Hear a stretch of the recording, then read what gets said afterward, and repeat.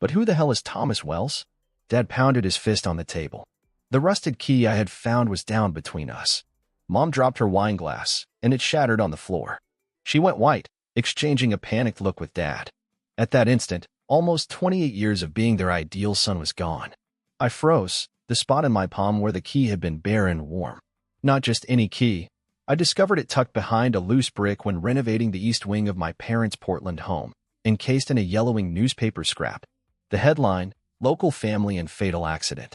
The date, exactly 9 months before I was born. Alex, come on, my mother said, touching my arm. I stepped back instinctively. My sister Emily flicked worried glances between us, her face knitting with confusion. Who's Thomas? Even in my own ears, my voice sounded strange. Dad pocketed the key, squared his shoulders. Nobody. It's nothing. It's just some old key for the old owners. It was the Hendersons who owned it before, I countered, my architect's memory for property detail kicking in. Not Thomas. My father's jaw tightened. Drop it, Alex. Now. A chill spread through my chest. It was a look I had never seen in his eyes in all my life, fear mingled with something deeper. Something like guilt. James, my mother said, but it was too late. I fumbled in my other pocket and brought out the second thing I'd found with the key. A crumpled bank statement, faded with age. What about this? $25,000 wired to a Thomas Wells on March 8, 1996. 3 months before my birth. The slap arrived so quickly I hardly felt it until my cheek burned with heat. My father stood before me, his hands still raised, horror dawning on his face and horror at what he'd just done. James. My mother gasped. Dad. What the hell? Emily stood up from her chair, but I couldn't respond to stare right back into his eyes. The same hazel eyes I brushed my teeth in front of every morning. Except now they seemed alien, the property of a stranger. You've been remodeling for weeks, he said softly. What else have you found? Something hardened inside me as I rubbed my cheek. Enough to know I want answers. I didn't go home that night. Instead, I zoomed into my office downtown, the glittering Portland skyline against the night sky, rain pelting my windshield. My phone buzzed repeatedly, calls from my mother, texts from Emily. I silenced it all. At this time, the architectural firm was deserted. I opened the door, turned on the lights in my office, and poured the contents of my messenger bag onto the desk. Also with the key and the bank statement were other things I'd found during the renovation. A birth certificate with chunks blacked out, a hospital bill with my mother's name and a different patient number than appeared on her other records, photographs of my parents that captured them looking impossibly young and troubled. I laid everything out, searching for connections. Who was Thomas Wells? What was he to me? What was his to me? Finding a simple rusted key. Why did it make my father snap? My phone buzzed again. This time, it was my Uncle Robert, my father's younger brother. Alex, where are you? Your parents are freaking out. His voice has that forced casual tone, and I immediately suspected something. I'm fine. Just needed some space. Look, your dad overreacted. You know how he can be about the house renovations. Put out some feelers and come back tomorrow when everyone has calmed down. I drummed my fingers on the desk. Uncle Rob, do you know a Thomas Wells? The silence went on so long that I thought he had hung up. Where'd you hear that name? His voice was scarcely above a whisper. So you do know. Alex, you listen to me very closely. Some things in our family are best left alone. For everyone's sake. Your decision is not your decision. I responded, my resolve crystallizing. Did my dad buy this guy off? What was he hiding? I'm coming over, he said suddenly. Where are you? After hesitating, I gave him my location. Uncle Robert had always been the normal one in the family. Perhaps he'd tell me the things my parents wouldn't. I looked closer at the key while I waited. It was an old style, the type used for safety deposit boxes. The numbers 317 had been etched into the head. The statement said the money had come from an account I didn't recognize, even though I had helped my parents with their finances for years. The door to the office opened half an hour later. Uncle Robert appeared haggard, his normally pristine appearance disheveled, as if he had left in a rush. You have to end this, Alex, he said, without any preamble. I leaned back in my chair. Then give me a reason to. He ran a hand through his waning hair. You have the most amazing parents who love you as much as I do. Isn't that enough? It was, until I saw Dad's reaction when he saw this key. He's never been physical with me before, Uncle Rob. Never.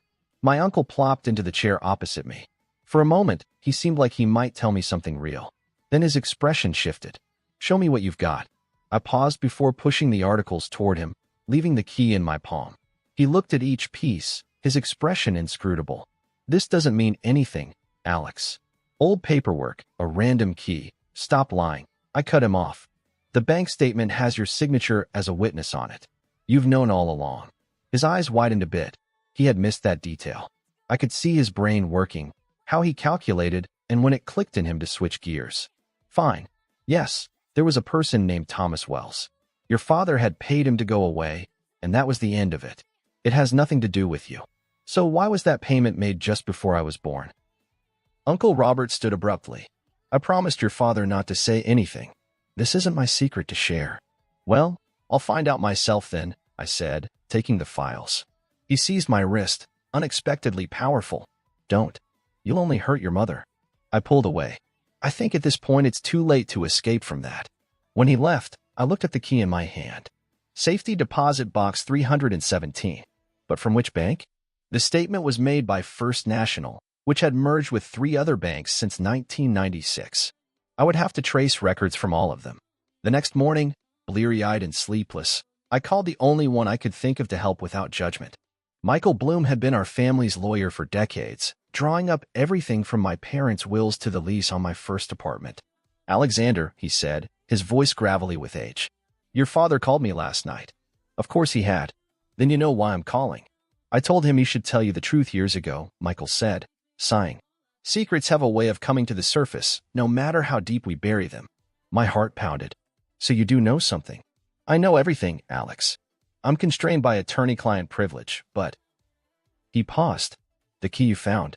Do you know what it unlocks yet? A safety deposit box. Number 317. Correct. At Portland Trust and Savings. The boxes belonging to the old one still remain down at their downtown branch. I gripped the phone tighter. Will they let me access it? No, he said simply. But they can let me as the executor of certain family matters. I'll meet you there at noon. The morning crawled by. My parents called repeatedly. I texted her back. I'm safe. I need time. Emily called twice, her voice messages more anxious.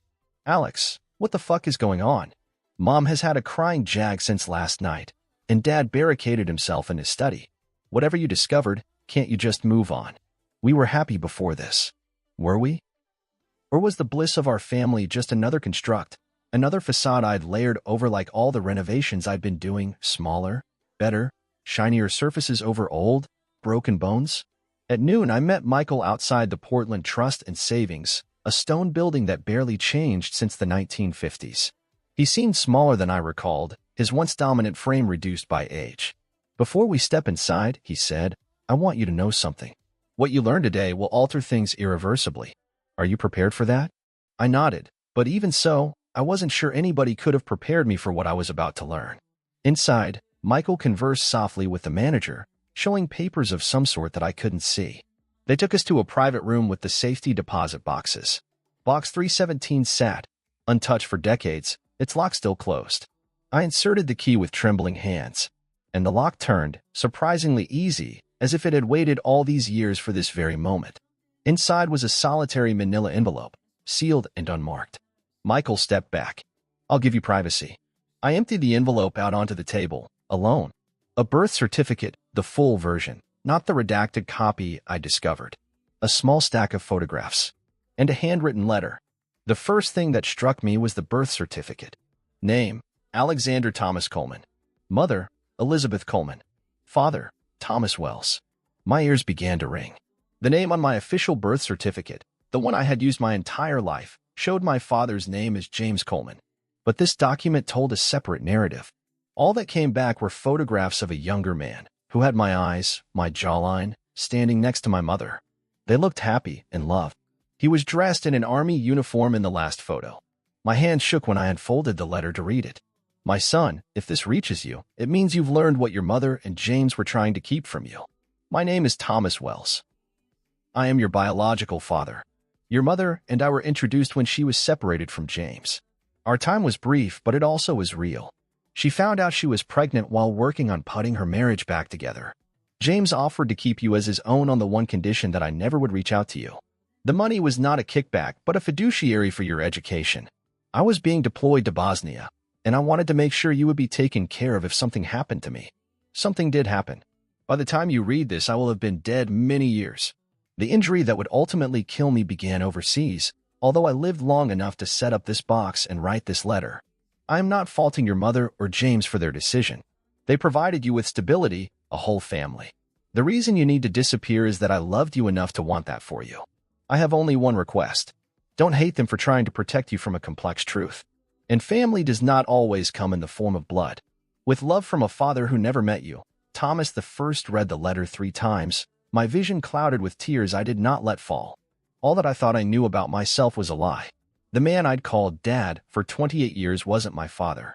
My biological father had died without ever meeting me. Michael knocked softly before coming in. Are you all right? I looked up at him. Did you know him? Thomas. The old lawyer nodded. He was a good man. Your mother cared a lot about him. So why did she return to James? Michael dropped heavily into the chair across from me. Life is rarely simple, Alex. Elizabeth found out she was pregnant after Thomas deployed. She was young, scared. James was attempting to make amends with her. He vowed to love the child as his own, in exchange for my real dad disappearing. Thomas is said to have agreed to the arrangement. He felt it was in your best interest. Michael hesitated. You need to know something else.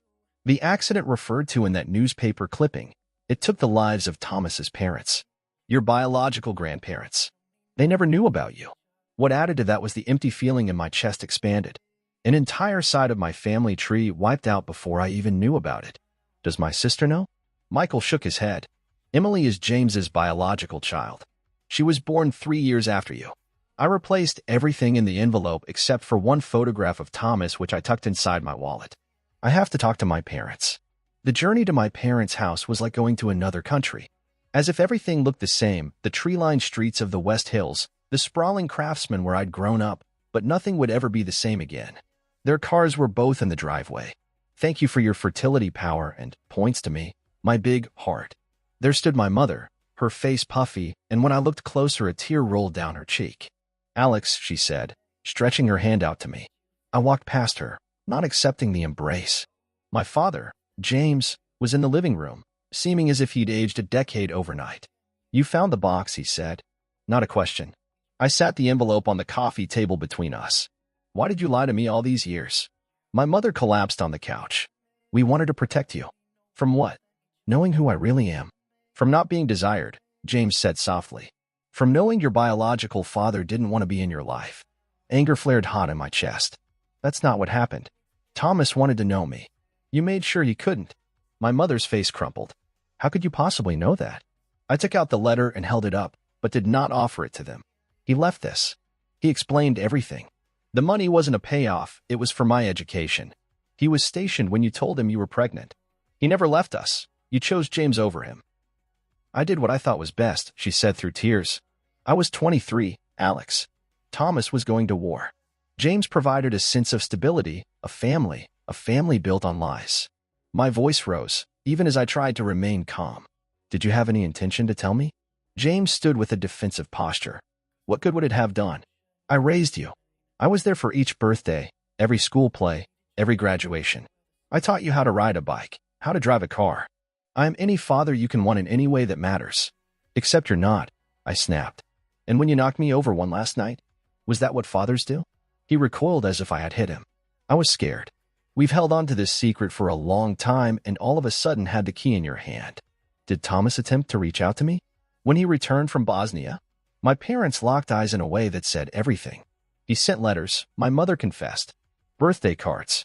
James and I, we gave them back. The betrayal was more painful than I thought possible. He was dying. Did you know that? He was dying, and he wanted to know his son. We have no idea he was sick, my mother pleaded. He never said. You never gave him a chance. I wandered around the room, decades of family photos gazing down at me from the walls. In each of them, James stood proudly beside me at my high school graduation, my college commencement, the opening of my first architectural project. A lifetime of a moments my biological father never was there for. The front door opened, and Emily emerged, panting as if she'd run over here. Mom called me. Alex, what's happening? I looked at my sister, my half-sister. Ask them. Ask them who my father is. Emily looked bewildered. What are you talking about? Dad is. I'm not his biological child, I interrupted. My real father was a man named Thomas Wells. They've been lying to us both our whole lives. She turned to her parents for denial, her face paler than mine. Not finding any, she sank into a chair. Oh my God. Emily, sweetheart, we were going to tell you both one day, our mother said faintly.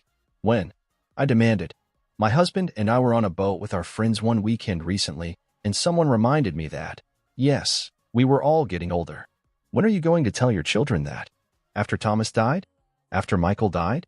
When all the evidence was stripped away? James stepped toward me. Son, don't, I said, pulling away. You don't get to say that to me now. Alex, my mother sobbed, please. We were wrong but loved you. We've always loved you. I glanced around the room at my broken mother, my defeated father, my shell-shocked sister. The family portrait illusion fracturing before my eyes. I need time, I said finally. I can't be here right now. As I turned to go, James spoke again, his voice quaking. The renovation funds. They were from Thomas's trust. I stopped. What? The cash he put aside for you to study. There were more than we had any use for in college. We invested it, let it grow. When you announced you wanted to renovate the East Wing, we figured it felt appropriate, somehow. That's why I've been very anxious about the work. I was worried you find something. The irony was almost unbearable. All along I had been working with my biological father's money, unwittingly shaking lilts on the mounds that were constructed to keep him buried. All this time, I quietly said, I thought I knew who I was. Alexander James Coleman, son of James and Elizabeth. Architect, just like my dad before me. But that wasn't even true. You are who you have always been, Emily said all at once. My brother. Their son. A brilliant architect. This key here doesn't change who you became. I gazed at her, the sole innocent in this deception, and felt the first fissures in my resolve. I need to know about him. Everything. No more secrets. 3 days later, I was in Michael Bloom's office with a stack of paper, military records, medical reports, letters that Thomas had sent over the years, returned unanswered and unopened. The story they outlined was heartbreaking. A man who had served his country, endured wounds that ultimately killed him, and had never given up on trying to connect with the son he never got to meet. He died 5 years ago, Michael confirmed. Complications related to his service injuries. He'd left explicit instructions about the safety deposit box, that I had to make sure you could access it, if you ever found out about it. I looked out the window at the Portland skyline. Did he have other family? Anyone I could talk to? A sister in Seattle. Catherine Wells. She knew about you. My heart skipped. I have an aunt? Michael nodded, pushing a business card across the desk. She's been waiting to hear from you. That night, I talked to Catherine for 3 hours. She told me the story of Thomas's life, his personality, his struggles with deteriorating health. She had dozens of pictures, which she promised to share. He was so proud of you, she said, a warmth in her voice through the phone. He saved newspaper clippings of your architectural successes. That exemplary affordable housing project you designed 2 years ago? He framed the article. The knowledge that my birth father had been watching my life unfold from the sidelines and celebrating my milestones in secret felt like a wound deeper than I'd ever known. If only I could have known him, I said. So did he, Catherine said softly. But he never pointed the finger at your parents. He could understand their decision, though it shattered his heart. After we finished our call, I sat in my apartment, sifting through documents from Thomas's life. For the first time since discovering the key, I let myself cry in earnest, for the father I'd never known, for the man who'd raised me, for the knot of love and fear and secrecy that had defined my family. My phone buzzed with a text from Emily. Mom and Dad want to talk. I'll be there too, when you're ready. And I never thought I would really be ready. But Catherine had spoken words that resonated. Family is not blood, Thomas believed, but people who choose to love you when it's hard. James had loved me as a choice, knowing I was not of his blood. That choice had come with conditions I couldn't condone, but it was still a choice made from love, imperfect as it was. The following morning, I went back to my parents' home. The renovation materials remained where I'd left them, untouched, days before. My mother answered the door, her face balanced between hope and caution. I figured we could talk in the East Wing, I said, where this all began. They trailed me to the partially renovated room. Sunbeams flowed through the windows straight to the exposed brick where I had discovered the key. I'm in touch with Thomas's sister, I told them. She invited me to Seattle to learn about him more. My mother nodded, tears streaming. We should have told you. I see that now. The father who had raised me, James, looked broken, aged beyond his years. I was wrong, Alex. Not right to deny you knowledge of the truth. Wrong to, he flailed, to hit you? It is the most ashamed I've ever been in my life. I'm going to complete the renovations, I said after a long pause. But I'm also going to Seattle this weekend. I need to know that part of me too. We understand, whispered my mother. Emily, finally coming out of her shell. I'm going with you to Seattle. If that's okay. He was my brother's father. That makes his family a piece of mine as well. For the first time in days, I felt something like hope. Not for a return to what was. That was no longer possible, but for something new. A family that expanded, not divided, with space for both the father who raised me and the tear in the heart of the one who'd wanted to. I looked at James. I don't even know what to call you now. His eyes filled with tears. I've been dad for 28 years. I'd like to continue to be that, if you'll have me. I thought of Thomas's letter. Family is not always made up of biological bonds. Perhaps there was space in my heart for two papas, one who'd brought me up, flaws and all, and one who'd contributed to my veins, whose key ended up to be channeled, not simply a box, however my true identity. I still feel angry, I confessed, and it's going to take time. But you're still my dad, yes. Emily looped her arm through mine, a reminder that some ties could stretch but not break. We stood together in a patch of sunlight, surrounded by half-formed walls that needed rebuilding, like our family, but stronger this time, and honest down to the foundation. Would I have wanted a life without secrets? Perhaps. But as I stood there with my sister's hand in one hand and Thomas's photograph in the other, what I realized was that the truth had not only set me free, it had given me something I had never known I needed, a fuller picture of myself, one that was complex and real. Should we always reveal family secrets, no matter how painful the truth is? Or are there some things that should be buried for the sake of peace?